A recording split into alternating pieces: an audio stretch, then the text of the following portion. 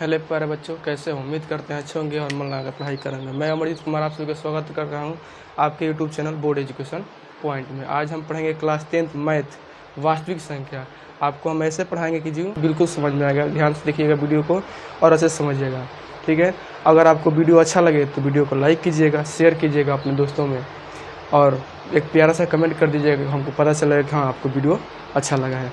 देखिए, वास्तविक संख्या में बहुत सारी संख्याएं हमको समझना पड़ेगा, ठीक है, कि संख्या कितनी प्रकार की होती है। उससे पहले हम जानेंगे कि अंक किसे कहते हैं। शायद आप लोगों को पता होगा या नहीं होगा, तो हम बता देते हैं कि अंक किसे कहते हैं। देखिए, सबसे पहले हम देखेंगे कि अंक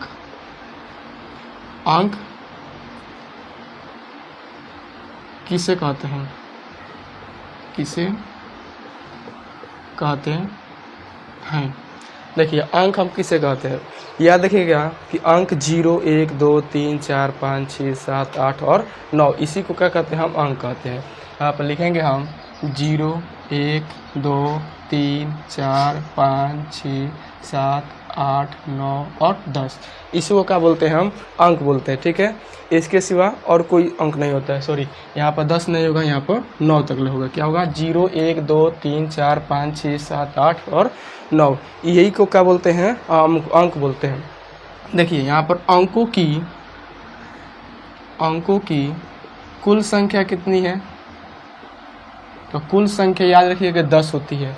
इसी से दुनिया की सभी संख्याएं लिखी जा सकती है। जैसे कि आप मान लीजिए 501 हो गया, 201 हो गया, 5000 हो गया, 225 हो गया, ये सब क्या है, इसी के संख्याओं से, मतलब इसी अंक के संख्याओं के माध्यम से हम लोग लिखते हैं। जैसे मान लीजिए कि अगर 205 लिखे, 250 लिखे हैं या 205 लिखते हैं, तो इन्हीं संख्याओं में से हम लोग लेकर लिखते हैं, ठीक है। जैसे यहाँ पर देखिए दिया है 2, 5 और 0, इसमें देखिए यहाँ पर भी 2 है, यहाँ पर 5 है और यहाँ पर 0 है, तो ये क्या है, ये इन्हीं 10 अंकों के संख्याओं से मिलकर बनती है। अब देखिए, अब ये हम लोग अंक जान गए कि अंक क्या होता है, ठीक है। आज हम जानेंगे कि संख्या किसे कहते हैं। देखिए, तो संख्या याद रखिएगा कि संख्या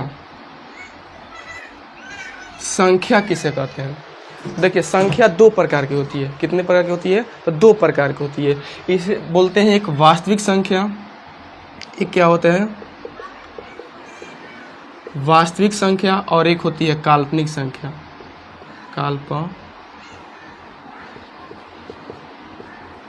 काल्पनिक संख्या, एक होती है वास्तविक संख्या और एक होती है काल्पनिक संख्या। अब देखिए, वास्तविक संख्या किसे कहते हैं, ये माइनस इन्फिनाइट से प्लस इन्फिनाइट तक होती है, इसे क्या कहते हैं, वास्तविक संख्या। माइनस इन्फिनाइट से प्लस इन्फिनाइट तक होती है, उसे कहते हैं वास्तविक संख्या। और काल्पनिक संख्या किसे कहते हैं, तो काल्पनिक संख्या याद रखिएगा कि रूट के अंदर ऐसे माइनस में 3 होगी, माइनस में 5 होगी, इसे क्या बोलते हैं, काल्पनिक संख्या। लेकिन हमको 10वीं क्लास में ना हमको पढ़ना है केवल वास्तविक संख्या के बारे में, काल्पनिक संख्या के बारे में नहीं पढ़ना है। ये आप लोग 11th क्लास में पढ़िएगा। समृद्ध संख्या कहते हैं, समृद्ध संख्या कहते हैं, उसे क्या बोलते हैं, काल्पनिक संख्या। वो आप 11th क्लास में पढ़िएगा। हम आपको पढ़ा रहे हैं क्लास 10, तो यानी वास्तविक संख्या के बारे में जानेंगे। देखिए, वास्तविक संख्या बहुत प्रकार की होती है, हम इसको आराम से धीरे धीरे सब जानेंगे, ठीक है। उससे पहले हम जानते हैं कि संख्या जैसे देखिए, प्राकृतिक संख्या होती है, पूर्ण संख्या होती है, पूर्णांक संख्या होती है। पहले जानेंगे कि प्राकृतिक संख्या किसे कहते हैं। तो देखिए, याद रखिएगा कि सबसे पहले लिखेंगे प्राकृतिक संख्या।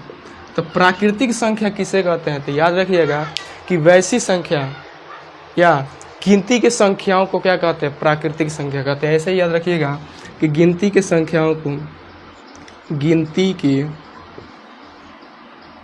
सभी संख्याओं को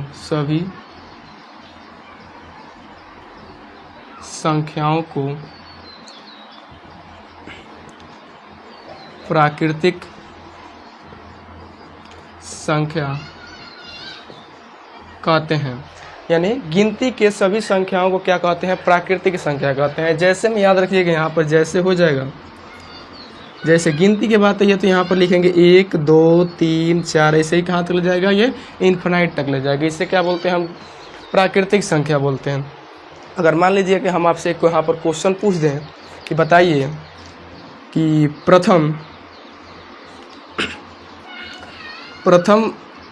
50 प्राकृतिक संख्याओं का योग। तो आप लोग क्या कीजिएगा, इसके लिखिएगा 1 2 3 4 5 6 7 8 9 10 ऐसे 50 तक लिखिएगा, उसके आराम से जुड़िएगा। उससे टाइम बहुत ज़्यादा लगेगा और समय भी कटेगा, इसलिए हमको एग्जाम में बनाना है तो इसके लिए एक फार्मूला होता है जो हम आपको बताते हैं, उससे बहुत जल्द ही में क्या होगा, आंसर आ जाएगा। तो प्राकृतिक संख्या का देखिए फार्मूला होता है कि प्रथम n प्राकृतिक संख्याओं का योग। तो आप लोग फार्मूला याद रखिएगा कि प्रथम n प्राकृतिक संख्याओं का योग होता है formula n into n plus 1 बट्टा क्या होता है, 2 होता है। क्या होता है, n इंटू n प्लस 1 बट्टा 2। इसे क्या बोलते हैं हम, प्राकृतिक संख्या का फार्मूला बोलते हैं, ठीक है ना। अब इसी फार्मूला से एक माध्यम से हम इसका योग निकालेंगे। तो यहाँ पर देखिए क्या दिया है, 50 दिया है ना, यानी n का वैल्यू दे दिया है 50, ठीक है। जब 50 दे दिया है तो यहाँ पर मान रखेंगे ना, तो यहाँ पर हो जाएगा 50। अब 50 प्लस 1 दिया है तो यहाँ पर 50, अब प्लस 1 लिखेंगे, अब बट्टा में क्या होगा 2। यहाँ पर n प्लस 1 दिया है तो n का मान 50 दिया है तो 50 लिखेंगे, और 1 दिया है तो 1 लिखेंगे, बट्टा में 2 हो जाएगा, ठीक है। अब यहाँ से देखिए क्या करेंगे, हम इसको लिखेंगे 50 और इसको सॉल्यूशन करेंगे तो कितना होगा, 50 और 1 जोड़ेंगे तो यहाँ पर हो जाएगा 51, और बट्टा में कितना होगा 2। अब इससे कटा देंगे तो यहाँ पर कितना होगा, 25 हो जाएगा, कितना होगा 25। अब इसे यहाँ पर लिखेंगे 25 गुणा 51, तो गुणा कराएंगे तो कितना होगा, 25 से कम 25 के 5 हासिल 2, और फिर यहाँ पर कितना होगा 25 5 125, और 2 जोड़ देंगे तो 127। यही आंसर हो जाएगा। ये हो गया प्राकृतिक संख्या। देखिए गिनती के सभी संख्याओं को प्राकृतिक संख्या कहते हैं, जैसे 1 2 3 4 5 डॉट डॉट इन्फिनाइट तक होता है, उसे क्या बोलते हैं, प्राकृतिक संख्या। अब यहाँ पे एक क्वेश्चन दिया कि प्रथम 50 प्राकृतिक संख्या का योग। तो आप लोग फार्मूला याद रखेंगे, उसी से बनेगा कि प्रथम n प्राकृतिक संख्या का योग होता है n इंटू n प्लस 1/2, यानी n बराबर 50 मान लेंगे, और यहाँ पर 50 इंटू 50 प्लस 1/2 लिखेंगे, और इसे जोड़कर काटेंगे तो इतना आएगा, मतलब गुणा कराएंगे तो 1275 आएगा। यही क्या होगा, आंसर होगा। यानी यह है प्राकृतिक संख्या।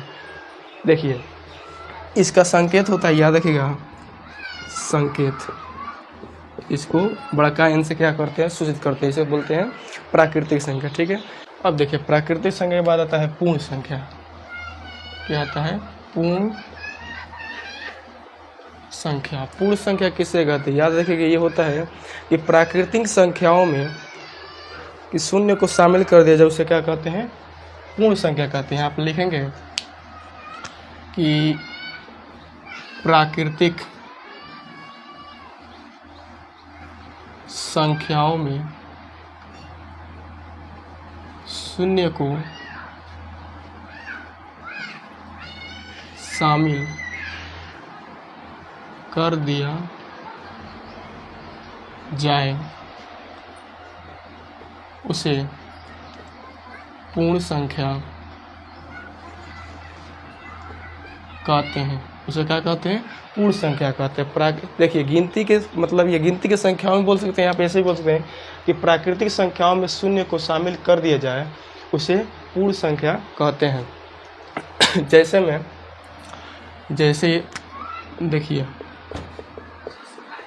जैसे यहाँ पर मान लीजिए कि 1 2 3 4 5, ये क्या हो गया, प्राकृतिक संख्या हो गया। अब हम क्या बोले कि इसमें शून्य को शामिल कर दिया जाए उसे क्या कहते हैं, पूर्ण संख्या। तो यहाँ पर केवल हम 0 को जोड़ देंगे तो ये क्या हो जाएगा, पूर्ण संख्या हो जाएगा।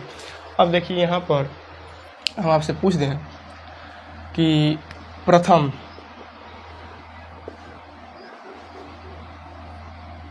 बीस पूर्ण संख्याओं का योग क्या होगा। देखिए इसका भी एक फार्मूला होता है। इसका फार्मूला होगा कि प्रथम n पूर्ण संख्याओं का योग बराबर होता है n इंटू n-1/2। यही होता है फार्मूला पूर्ण संख्या का। प्रथम n पूर्ण संख्याओं का योग बराबर होता है n इंटू n+1/2। अब मान लीजिए यहाँ पर दिया है n का मान दिया है 20। अब इसे फार्मूला लगाएंगे तो क्या लिखेंगे, n n का मान यहाँ पर दिया है कितना 20, तो 20 रखेंगे, यहाँ पर रखेंगे 20 प्लस 1 और बट्टा में कितना हो जाएगा 2, तो यहाँ पर जोड़ेंगे तो कितना 20 और ये दोनों जोड़ देंगे तो कितना होगा 21 और बट्टा में 2, कटा देंगे तो यहाँ पर 10 होगा, इससे गुणा करेंगे तो यहाँ आएगा 210, यही क्या होगा आंसर होगा। तो इसे बोलते हैं पूर्ण संख्या, इसी माध्यम से बनता है पूरा क्वेश्चन। तो यहाँ पर अगर पूछ दें हम कि सबसे छोटी पूर्ण संख्या, तो आप लोग याद रखिएगा 0 होता है। और यहाँ पर एक और बन जाएगा सबसे छोटी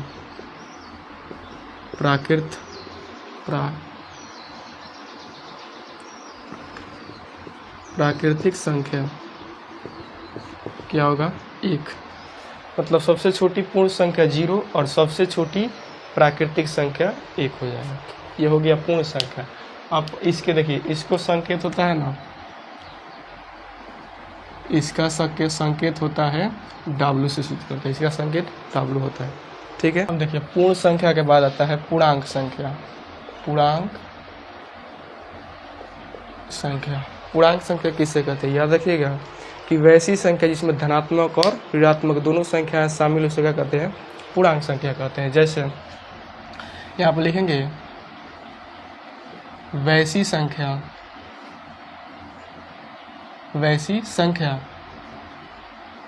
जिसमें ऋणात्मक और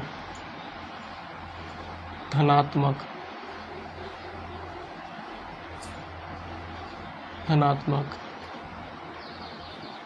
दोनों संख्याएं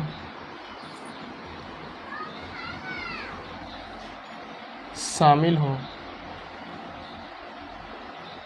उसे पूर्णांक संख्या कहते हैं। इसका संकेत होता है, इसका संकेत क्या होता है Z होता है, याद रखिएगा इसका संकेत क्या होता है Z होता है, ठीक है। अब देखिए, अब हम यहाँ पर क्या करेंगे, लिखेंगे जैसे हो गया यहाँ पर 0, मान लीजिए यहाँ पर 0 1 2 3 डॉट इन्फिनाइट तक, यानी प्लस इन्फिनाइट तक, ठीक है। यहाँ पर लिखेंगे -1 -2 -3 डॉट कहाँ तक ले जाएगा, डॉट ये माइनस इन्फिनाइट तक ले जाएगा, ठीक है। इधर प्लस में और इधर माइनस में, तो इसको इधर बोलते हैं, इसको यहाँ से बोलेंगे क्या धनात्मक संख्या,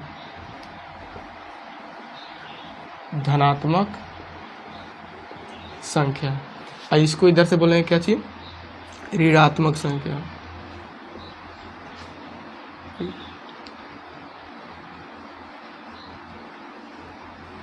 ऋणात्मक संख्या, ठीक है, इसे बोलते हैं ऋणात्मक संख्या, इसे बोलते हैं धनात्मक संख्या। याद रखिएगा यहाँ पर जो 0 है ना, वो भी क्या है पूर्ण संख्या है, ठीक है, सॉरी पूर्णांक संख्या, ठीक है, क्या है पूर्णांक संख्या। शून्य भी क्या होता है पूर्णांक होता है, ठीक है। मतलब जो प्लस में होगा वो धनात्मक संख्या, जो माइनस में होगा वो क्या होगा ऋणात्मक संख्या होगा, ठीक है। अब हम पढ़ लिए अभी तक ले क्या क्या पढ़े हैं, तो प्राकृतिक संख्या, पूर्ण संख्या और पूर्णांक संख्या। अब पढ़ेंगे सम संख्या, विषम संख्या, ठीक है। तो देखिए यहाँ पर सम संख्या किसे कहते हैं, यहाँ पर लिखते हैं सम संख्या।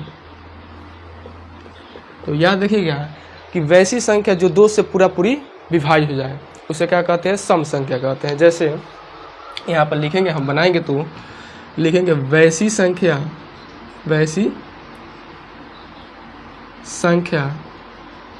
जो 2 से पूर्णतः विभाज्य हो, क्या हो जो 2 से पूर्णतः विभाज्य, उसे क्या कहते हैं सम संख्या कहते हैं। जैसे याद रखिएगा यहाँ पर हो जाएगा 2 4 6 8 डॉट ऐसे ही जाएगा इन्फिनिट तक, मतलब 8 10 12 14 16 18 सब क्या है सम संख्या है। अगर हम यहाँ से आपसे एक क्वेश्चन पूछ दें कि सबसे छोटी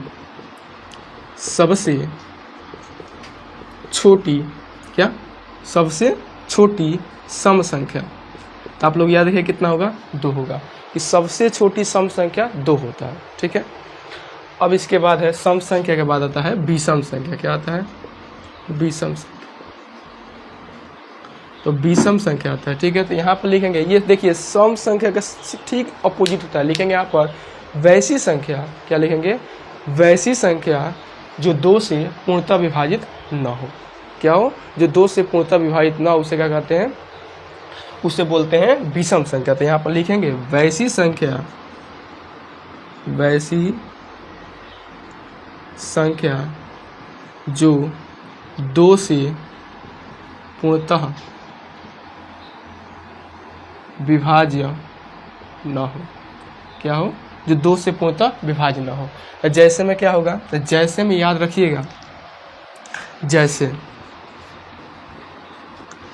में यहाँ पर क्या क्या होगा, तो 1, 3, 5, 7, 9, 11 ऐसे ही आएगा ये आगे तो। ठीक है, 1, 3, 5, 7, 9, 11, 13, 15, 17, 19, ये सब क्या है, विषम संख्या है। क्या है, विषम संख्या।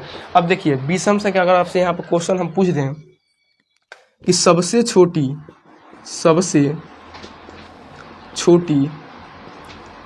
विषम संख्या, तो याद रखिएगा सबसे छोटी विषम संख्या क्या होता है, 1 होता है। सबसे छोटी विषम संख्या 1 होता है। ठीक है, कि सबसे छोटी विषम संख्या 1। अब यहाँ से एक फॉर्मूला बनता है, याद रखिएगा, प्रथम n विषम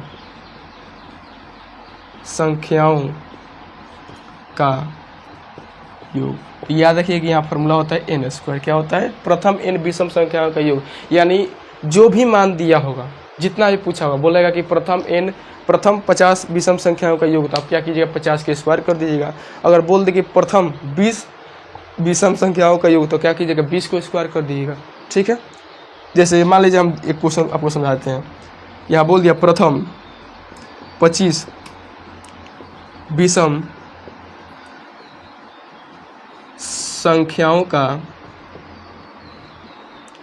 योग, तो आपसे बोलते हैं फॉर्मूला क्या बोल रहा है कि n², मतलब n का मान दिया है 25 है, आप 25 का हम क्या करेंगे, स्क्वायर कर देंगे। यहाँ पर क्या करेंगे, 25 का स्क्वायर, यानी 25 का स्क्वायर कीजिएगा, यानी क्या होगा, 25 × 25। ये स्क्वायर का मतलब होता है 2 हल लिखना, मतलब 25 × 25 जब करेंगे तो यहाँ पर इसका मान आएगा 625। यही क्या होगा, आंसर होगा। मतलब ये क्या हो गया, विषम संख्या हो गया।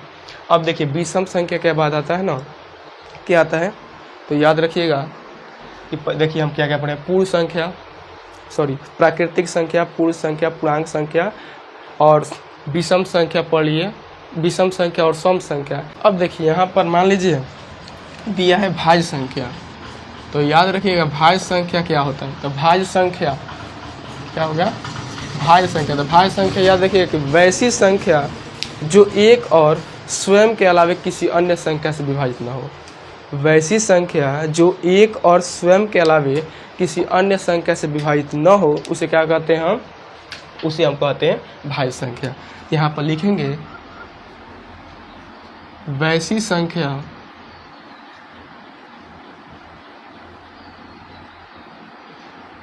जो एक और स्वयं के अलावा किसी अन्य संख्या से विभाज्य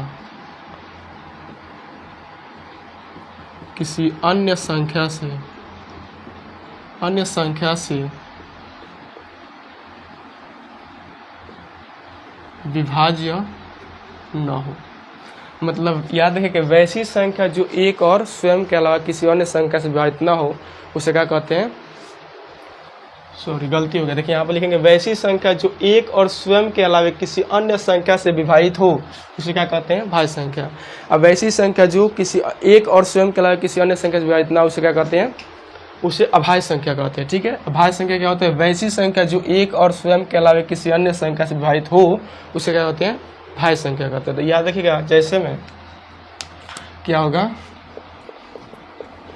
जैसे यहाँ पर हो जाएगा 4, 6, 8, 10 ऐसे ही ये आते रहेगा। ठीक है ना। अब पूछिएगा सर कि यहाँ पर 4 कैसे भाज्य संख्या हो जाएगा, तो देखिए 4 जो है ना, ये कैसे भाज्य संख्या हो जाएगा, तो आप यहाँ पर पहले इसको गुणनखंड कीजिए, पता चल जाएगा। तो 4 जो है 1 से भी कट जाएगा, 2 से भी कट जाएगा और 4 से भी कट जाएगा। यहाँ पर बोला क्या है कि वैसी संख्या जो एक और स्वयं के अलावा किसी अन्य संख्या से विभाजित हो, मतलब 1 से भी कट रहा है स्वयं संख्या से भी कट रहा है और किसी अन्य संख्या से भी कट रहा है कि नहीं। जब किसी अन्य संख्या से कटेगा वो क्या होगा, भाज्य संख्या होगा। 6 भी है उसी तरह 6 भी कट जाएगा, 8 भी है 8 भी कट जाएगा, तो सब क्या है, भाज्य संख्या। ऐसे आप चेक कर दीजिएगा मतलब भाज्य संख्या कौन सा भाज्य संख्या कौन सा अभाज्य संख्या, ठीक है। अब देखिए यहाँ पूछ देगा कि सबसे छोटी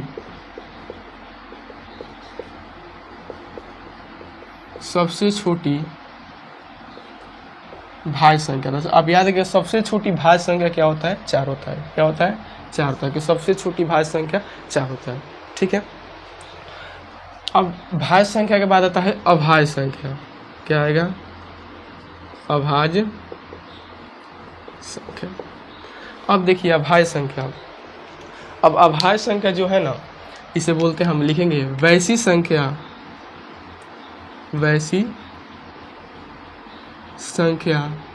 जो एक और स्वयं के अलावा, यहाँ पर किसी रहेगा, ठीक है, किसी अन्य संख्या से विभाज्य न हो। मतलब वैसी संख्या जो एक और स्वयं के अलावा किसी अन्य संख्या से विभाजित न हो उसे क्या कहते हैं, उसे हम बोलते हैं अभाज्य संख्या। जैसे देखिए, जैसे यहाँ पर हो जाएगा 2, ठीक है, यहाँ पर 3, 5, 7, ठीक है, और यहाँ पर होगा 11। तो आप बोलिएगा सर यहाँ पर 9 क्यों नहीं। देखिए जो 9 है ना, ये 9 ना, तो 9 जो है ये देखिए अभाज्य संख्या नहीं है। कैसे नहीं है हम बताते हैं। इसका गुणनखंड कीजिए तो 1 से कट जाएगा, ये 3 से भी कटेगा, और ये कैसे कटेगा, 9 से भी कटेगा। तो बताइए कि अभाज्य संख्या है, भाज्य संख्या है लेकिन अभाज्य संख्या है। तो आप लोग कहिएगा नहीं सर नहीं है, क्योंकि ये 3 संख्या से कट रहा है, यानी किसी अन्य संख्या से भी कट रहा है, इसलिए भाज्य संख्या होगा लेकिन अभाज्य संख्या नहीं होगा, ठीक है। इसलिए आप लोग 9 को इसमें मत लिखिएगा, इसमें भी उसमें 9 हो सकता है, इसमें यहाँ पर छोड़ दिए। देखिए यहाँ पर क्या 8 के बाद कितना आ जाएगा, 9 आएगा, फिर 9 आएगा, फिर 10 आएगा, ऐसे आएगा, ठीक है ना। यहाँ पर 2, 3, 5, 7, 11 ऐसे आते जाएगा, 13 हो जाएगा। उसके बाद कितना हो जाएगा, 13 के बाद कितना होगा, 17 होगा, 19 होगा। सब क्या है, अभाज्य संख्या है। अब यहाँ से पूछ दें हम सबसे छोटी सम अभाज्य संख्या, क्या सम अभाज्य संख्या। तो आप लोग याद रखेंगे क्या होता है, 2 होता है। कि सबसे छोटी सम अभाज्य संख्या क्या होता है, 2 होता है। तो बोलिएगा सर आप बताए थे कि सम अभाज्य संख्या, सबसे छोटी सम संख्या भी 2 होता है। तो यहाँ पर देखिए जब ऐसे पूछेगा कि सबसे छोटी सम अभाज्य संख्या जब बोल देना तभी 2 मारिएगा, और सबसे छोटी सम संख्या बोल तभी क्या टिक मारिएगा, 2 टिक मारिएगा जब ऐसे पूछेगा तो, ठीक है। अब अभाज्य संख्या के बाद आता है क्या आता है, अब आता है अभाज्य संख्या के बाद परिमेय संख्या और अपरिमेय संख्या। अभी देखिए इसमें भी अभाज्य संख्या के बाद एक और आता है, उसको भी पढ़ाते हैं, उसके बाद परिमेय और अपरिमेय पढ़ाएंगे। उसको बोलते हैं सह अभाज्य संख्या। क्या बोलते हैं, सह अभाज्य संख्या। सह अभाज्य संख्या याद है कि जिसका मौसा क्या है, 1 है, जिसका मौसा 1 है, जिसका एचसीएफ क्या है, 1 है। तो याद रखिए, अब सिंपल याद रखिए ऐसे, जिसका मौसा क्या हो, जिसका मौसा 1 है। जैसे अगर मान लीजिए कि हम जैसे में लिखें, तो जैसे में यहाँ पर हम लिख सकते हैं क्या, 2 और 3, 5 और 7, ठीक है, 3 और कितना लिख सकते हैं, 5 भी लिख सकते हैं। ऐसे बहुत होगा, जितना आप लोगों को मन करे उतना लिख सकते हैं। अब मान लीजिए आप बोलिएगा सर ये कैसे है, तो चेक कराइए। देखिए हम बताते हैं। यहाँ पर मान लीजिए देखिए सबसे छोटा क्या है, 2 है, इसलिए यहाँ पर दिया है 2, तो 2 लिखेंगे। सबसे छोटा 2 है तो 2 लिखेंगे। यहाँ पर कितना है, तो 3, यहाँ पर 3 लिखेंगे, ठीक है। 2 एक कम 2, यहाँ पर कितना होगा, 1 होगा, ठीक है। अब इसको ऐसे करेंगे, यहाँ पर 2 लिखेंगे, अब यहाँ पर 2 1 दूना का 2, ये क्या होगा, कट गया। अब बताइए किससे कटा है, तो 1 से कटा है ना, तो इसका मौसा कितना आया, तो आप बोलिएगा सर इसका मौसा 1 है, यानी ये क्या है, सहअभाज्य संख्या है। यानी याद रखिए जिसका मौसा क्या है, 1 है, वही क्या होता है, सहअभाज्य संख्या होता है, ठीक है। अब देखिए यहाँ पर लिखते हैं वास्तविक संख्या। क्या लिखते हैं, वास्तविक संख्या। अब वास्तविक संख्या देखिए क्या होता है, वास्तविक संख्या 2 प्रकार की होती है। एक होती है परिमेय संख्या और एक होता है अपरिमेय संख्या। क्या होता है, एक परिमेय और एक अपरिमेय। यहाँ पर लिखेंगे परिमेय और अपरिमेय। देखिए परिमेय संख्या क्या होता है, परिमेय संख्या वैसी संख्या जिसे p बटा q के रूप में लिखा जा सके, ठीक है, उसे क्या बोलते हैं, परिमेय संख्या। परिमेय संख्या क्या बोलते हैं कि वैसी संख्या जिसे p बटा q के रूप में नहीं लिखा जा सकता, उसे क्या कहते हैं, अपरिमेय संख्या कहते हैं, ठीक है। आप लोग दोनों को एक ही साथ समझ लीजिए। ये याद रखिएगा, इसे p बटा q के रूप में लिख सकते हैं, और क्या होगा, p बटा q के रूप में होना चाहिए, और क्या होना चाहिए, तो q नॉट इक्वल टू 0, और कैसा होना चाहिए, तो पूर्णांक संख्या होना चाहिए। कैसा होना चाहिए, तो पूर्णांक संख्या होना चाहिए, ठीक है। अगर मन करे आपका परिभाषा लिखने के तो आप लिखिएगा इसे, जिसे p बाई q के रूप में व्यक्त कर सके, उसे क्या कहते हैं, परिमेय संख्या। इसमें लिख सकते हैं क्या, जिसे p बटा q के रूप में व्यक्त नहीं कर सकते हैं, कर सकते हैं, उसे क्या बोलते हैं, उसे बोलते हैं परिमेय संख्या। जिसे p बटा q के रूप में व्यक्त करेंगे उसे क्या बोलेंगे, परिमेय संख्या। जिसे p बटा q के रूप में व्यक्त नहीं करेंगे उसे अपरिमेय संख्या कहेंगे, ठीक है। अब देखिए यहाँ पर जैसे हम समझाते हैं आप लोग को, जैसे आप लोग से पूछ दे कि 2 बताइए क्या परिमेय संख्या है, तो आप लोग को ये है कि हाँ सर परिमेय संख्या है। तो कैसे है, तो देखिए इसके बट्टा में कुछ नहीं तो 1 है, जो ऊपर वाला है p है, नीचे वाला क्या है, q है। अब बताइए इसमें क्या तीनों रूल फॉलो कर रहा है क्या, देखिए यहाँ पर क्या बोला है कि p बटा q के रूप में होना चाहिए। देखिए यहाँ पर p बटा q के रूप में है, यानी रूल फॉलो कर रहा है, पहला रूल फॉलो कर रहा है। क्या दूसरा पूछा है, क्या q नॉट इक्वल टू 0 है, तो q नॉट इक्वल टू 0, तो यहाँ पर q 0 के बराबर है तो नहीं है, ये भी रूल फॉलो कर रहा है। अब पूछा है क्या पूर्णांक संख्या होना चाहिए, q कैसा होना चाहिए, पूर्णांक संख्या। तो बताइए क्या पूर्णांक संख्या है, तो आप बोलिएगा हाँ सर एक पूर्णांक संख्या है, यानी ये क्या है, परिमेय संख्या होगा, ठीक है। अगर मान लीजिए कि आपको यहाँ पर पूछ दे कि √4 क्या है, तो आप बोलिएगा सर इसके वर्गमूल निकालने के 2 बाहर निकल जाएगा, यानी इसका पर ये भी क्या होगा, परिमेय संख्या होगा। अगर यहाँ बोल दे कि 0.4 थे, आप पूछ दें कि क्या ये परिमेय संख्या है, तो आप बोलिएगा हाँ सर परिमेय संख्या है। कैसे है, तो आप लोग क्या कीजिएगा, इसको लिखिएगा 4 बट्टा 10 कर दिए, क्योंकि 1 अंक बाद 0 है, आप 10 लगाइएगा और इसे कटा दीजिएगा तो कितना होगा, 2 बट्टा 5, यानी ये क्या है, परिमेय संख्या है, p बटा q के रूप में है, परिमेय संख्या है। अब आपसे पूछ दें कि 22 बट्टा 7 क्या ये परिमेय संख्या है, तो आप बोलिएगा हाँ सर 22 बट्टा 7 परिमेय संख्या है, क्योंकि ये 22 p है, नीचे वाला p बटा q दोनों के रूप में है, इसलिए क्या है ये परिमेय संख्या है। अब पूछ दें आपसे कि अब यहाँ पर ये अपरिमेय संख्या क्या, पाई परिमेय है क्या, परिमेय, तो आप लोग क्या कहिएगा सर पाई तो अपरिमेय संख्या है। देखिए पाई का जो मान होता है ना 22 बटा 7 वो परिमेय संख्या होगा, लेकिन जो पाई होता है वो अपरिमेय संख्या होता है। याद रखिएगा कि पाई का मान जो होता है 22 बटा 7 वो क्या होता है, परिमेय संख्या, लेकिन पाई क्या होता है, अपरिमेय। देखिए पाई का मान एक और होता है 3.14, ठीक है, 3.14 ऐसे ही आता रहता है, तो ये क्या है, अपरिमेय संख्या, क्योंकि इसके बाद डॉट लगा, इसका मतलब इसके आगे कौन सी संख्या है हमको पता नहीं है, कौन सी संख्या आने वाली है हमको पता नहीं, इसलिए हम क्या करेंगे, इसको अपरिमेय संख्या मानेंगे। अब यहाँ पर मान लीजिए ऐसे लिखा हो, रूट में 5 ये भी क्या है, अपरिमेय संख्या है, रूट में 7 ये भी अपरिमेय संख्या है, ठीक है। यहाँ पर लिखा होगा ऐसे। अच्छा क्या आपसे पूछ दें कि क्या 0, देखिए एक हम पूछ रहे हैं क्या 0 परिमेय संख्या है क्या, परिमेय संख्या, तो आप लोग को ये नहीं सर 0 जो है ना वो परिमेय संख्या नहीं है, तो ये अपरिमेय संख्या कभी नहीं होगा, ये अपरिमेय संख्या नहीं होगा, लेकिन इसमें होगा ये, क्योंकि इसके बट्टा में कुछ नहीं तो 1 है। तो यहाँ पर रूल कहा है कि p बटा q के रूप में होना चाहिए, तो p बटा q के रूप में है। यहाँ पर रूल क्या बोला है कि q नॉट इक्वल टू 0, तो बताइए q नीचे वाला q है क्या 0 के बराबर है, तो आप लोग ये नहीं सर q कैसा होना चाहिए, तो पूर्णांक होना चाहिए, क्या बताइए है कि नहीं पूर्णांक संख्या, तो आप लोग को ये कहा सर पूर्णांक संख्या है, यानी ये क्या है, ये भी परिमेय संख्या होगा, ठीक है। तो 0 भी क्या है, परिमेय संख्या, ये सब परिमेय संख्या हो गया। अब देखिए दशमलव, इसी में लड़का ज़्यादा फंसता है सब। दशमलव, देखिए दशमलव भी 2 प्रकार का होता है, एक होता है क्या शांत दशमलव और एक होता है अशांत दशमलव, शांत और अशांत। देखिए इस पर क्वेश्चन ज़्यादा एग्जाम में पूछता है, 1-2 क्वेश्चन एग्जाम में बन जाता है। एक होता है शांत दशमलव और एक होता है अशांत दशमलव। शांत दशमलव उसे कहते हैं ना जिसे हम भाग देंगे दशमलव में, वो पूरा पूरी जाकर कट जाए, मतलब विभाज्य हो जाए, उसे क्या कहते हैं? शांत दशमलव। अशांत दशमलव कहते हैं जो जिसका वो पूरा पूरी ना कटे, भाग देने पर वो बढ़ता ही जाए, उसे क्या कहते हैं? अशांत दशमलव। जैसे अगर मान लीजिए यहाँ पर हम लिख दें 1/2, ठीक है। अगर 2 से हम भाग देंगे 1 में, तो यहाँ पर 1 लिखेंगे, पॉइंट लेंगे, 0 बढ़ेगा, ठीक है। 2 5 कितना होगा? 10 होगा, ठीक है। अब यहाँ पर कट गया कि नहीं? यानी इसका मान कितना है 1/2 का? इसका मान आया है 0.5। यानी ये देखिए हमको पता है कि 0.5 यहाँ पर जाकर कट गया, इसके बाद कोई संख्या नहीं है। और जब कोई संख्या नहीं है तभी बताएं यहाँ पर, जब 0.4 है तो यहाँ क्या बताएंगे? परिमेय संख्या है। ये भी क्या है? एक परिमेय संख्या है। अगर बताइए मतलब शांत दशमलव, तो शांत दशमलव हो गया ना, क्योंकि यहाँ पर शांत है, मतलब कट गया है, पूरा रुक गया है, अब इसके आगे कोई साउंड आएगा नहीं, यानी शांत दशमलव है। अशांत दशमलव क्या होता है? मान लीजिए 1/3 लिखे हैं, अगर हम 3 से 1 में भाग देंगे तो पॉइंट लगेगा तो 0 बढ़ेगा, फिर यहाँ 3/3 9, फिर यहाँ पर एक पॉइंट लगाया 0 बढ़ाएंगे, फिर 3/3 9।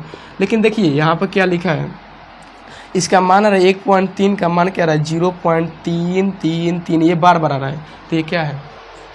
ये भी एक अशांत दशमलव, क्योंकि इसके बाद बार बार करके क्या आ रहा है? 3 आ रही है, संख्या रुक नहीं रही है, बार बार आ रही है, अभी कट ही रही है, कभी कटेगी नहीं, तो ये क्या है? अपरिमेय संख्या है। अब सॉरी अशांत है, अपरिमेय संख्या तो है, अशांत भी हो जाएगा, ठीक है। अब देखिए ये भी 2 प्रकार की होती है। कितने प्रकार की होती है? 2 प्रकार की होती है, आवर्त दशमलव और एक होती है अनावर्त दशमलव। एक होती है आवर्त दशमलव, क्या बोलते हैं? आवर्त दशमलव। एक बोलते हैं अनावर्त दशमलव, ठीक है। एक आवर्त दशमलव, एक अनावर्त दशमलव। आवर्त दशमलव क्या होता है कि एक ही संख्या को बार बार रिपीट करेगा। जैसे देखिए यहाँ पर 0.3333 आ रहा है ना, मतलब ये संख्या बार बार रिपीट कर रहा है, तो हमको पता है कि इसके आगे वाला संख्या क्या आएगा। तो इसे जैसे मान लीजिए कि 0. यहाँ पर 3131 आ रहा है, ऐसे डॉट लगाए हैं, इसको हमको पता है ना, अगर 3 बार बार आएगा, इसके बाद 3 आएगा, यानी इसको बोलते हैं आवर्त संख्या। अनावर्त संख्या मतलब ना उसके आगे कौन सी संख्या आएगी हमको पता नहीं है, ठीक है। जैसे अगर मान लीजिए कि यहाँ पर लिख दें 0.424, ऐसे डॉट लगा दें, इसके बाद कौन सी संख्या आएगी हमको पता नहीं है, ये क्या होगा? अनावर्त दशमलव होगा। मतलब जिसको हमको पता होगा कि इसके आगे संख्या कौन सी आएगी उससे आवर्त दशमलव, और जिसको पता नहीं हो कि इसके आगे कौन सी संख्या आएगी, नहीं आएगी मतलब आएगी, वो क्या होगा? आवर्त दशमलव। जिसके आगे हमको पता नहीं है कि कौन सी संख्या आएगी, वो क्या होगा? अनावर्त दशमलव, ठीक है। तो देखिए हम पूरा आपको इंट्रोडक्शन करा दिए वास्तविक संख्या के बारे में। अगर आपको वीडियो अच्छा लगा होगा तो वीडियो को लाइक कर दिएगा, शेयर कर दिएगा और एक प्यारा सा कमेंट कर दीजिएगा। और इस चैनल पर नए हैं तो चैनल को सब्सक्राइब कर लीजिएगा। इस चैनल पर आप लोगों बिहार बोर्ड के क्लास 10th बिहार बोर्ड संपूर्ण तैयारी कराई जाएगी, ठीक है। बस आज के लिए इतना ही, फिर मिलते हैं अगले वीडियो में, तब तक के लिए धन्यवाद। इसको अच्छे से अपने कॉपी पर नोट कर लीजिएगा, ठीक है, कि आपको एग्जाम के टाइम पर रिवीजन करने में आसानी होगी। तब तक के लिए बाय बाय, फिर मिलेंगे अगले वीडियो में। तब तक के लिए आप लोग हंसते रहिए, मुस्कुराते रहिए और अच्छे से पढ़ाई कीजिए।